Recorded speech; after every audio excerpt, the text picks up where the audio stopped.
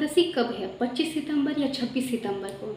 हम सभी जानते हैं कि चतुर्मास का समय चल रहा है और इस समय हमारे आराध्य श्री विष्णु भगवान समुद्र की गहराइयों में विश्राम कर रहे हैं।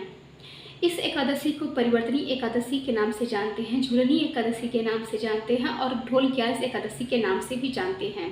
परिवर्तनी एकादशी इसलिए कहते हैं क्योंकि हमारे श्री विष्णु भगवान करवट बदलते हैं।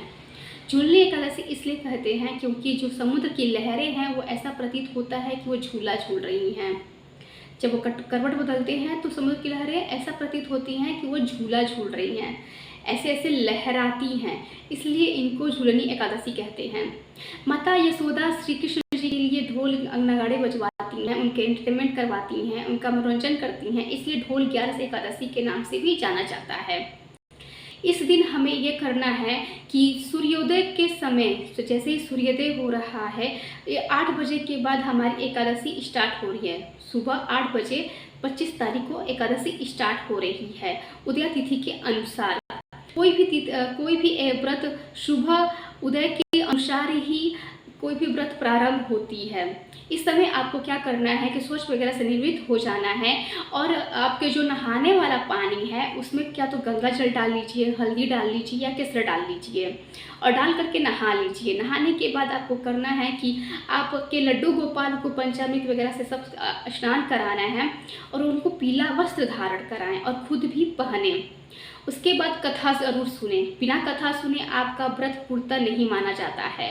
कोई भी व्रत आप कर रहे हैं तो उसकी पूरी विधि विधान के साथ करें, अन्यथा न करें।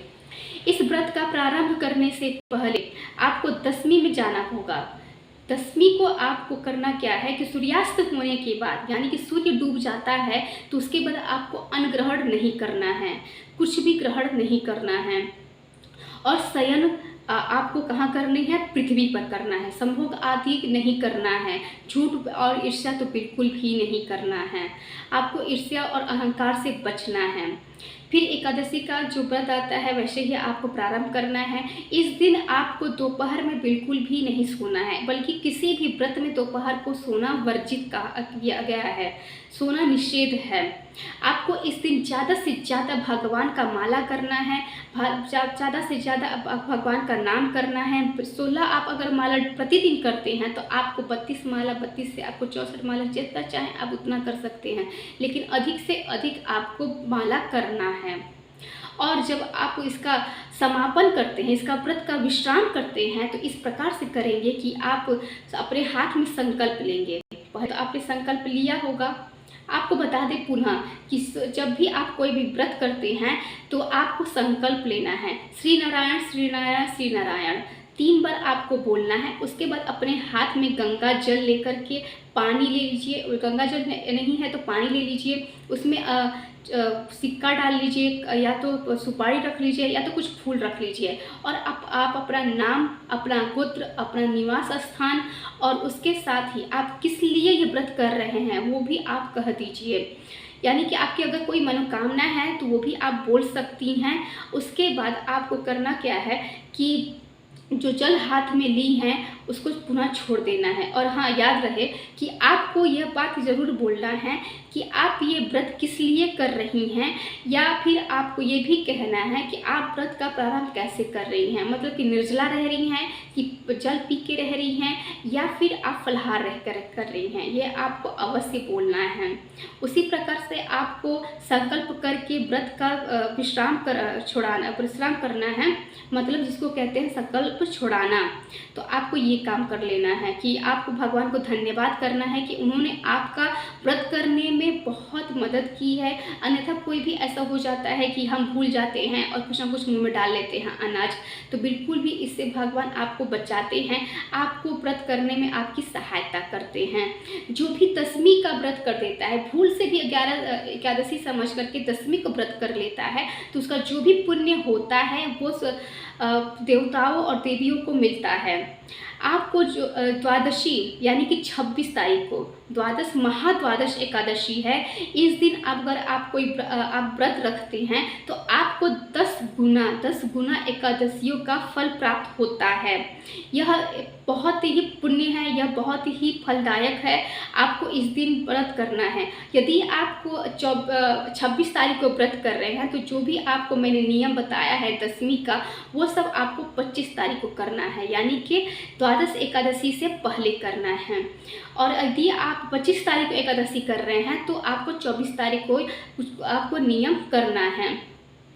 उसके बाद आपको करना क्या है कि आप जानना चाहोगे कि मैं ये व्रत कर रही हूँ, तो मैं व्रत कर रही हूँ 26 तारीख को, यानी कि द्वादश एकादशी को मैं व्रत करूँगी और उसका समापन मैं 27 तारीख को करूँगी।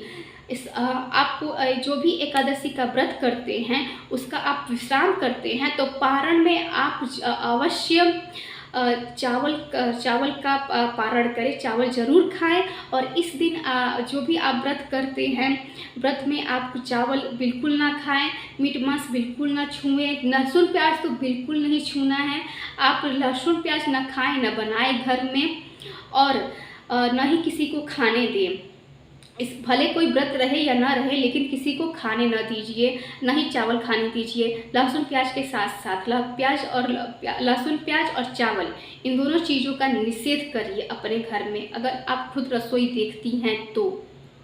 और सबको इस बात को मानने के लिए विवश करिए, क्योंकि अगर कोई व्रत नहीं रखता है और बस इन दो चीज़ों का नियम करता है तो उसको भी उसका फल मिलता है। इसलिए आप ये नियम अवश्य करें। और उसके बाद आपको जब व्रत आप खोलेंगी तो आपको चावल से करना है, चावल खा कर के ही करना है। पारण कब होगा ये मैं आपको अगले वीडियो में बताऊंगी, शॉर्ट्स वीडियो में बता दूंगी।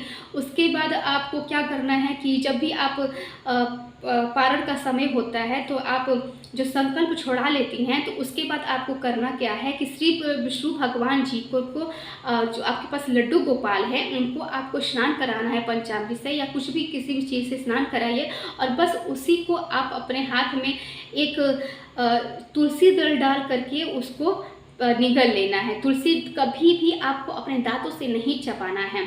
तुलसी अगर आप चबा रहे हैं तो आप पाप के भागी बन रहे हैं। तुलसी जी को कभी भी दांतों से न चबाएं, उन्हें निगल लीजिए पानी से। इस तरह से आपका होता है कि आपका जो व्रत है वो थोड़ा बहुत खुल गया है। और आप जब खाना वगैरह बना लेते हैं, जो खाना आप पारण करते हैं, वो भी आपका पारण हो ही जाता है।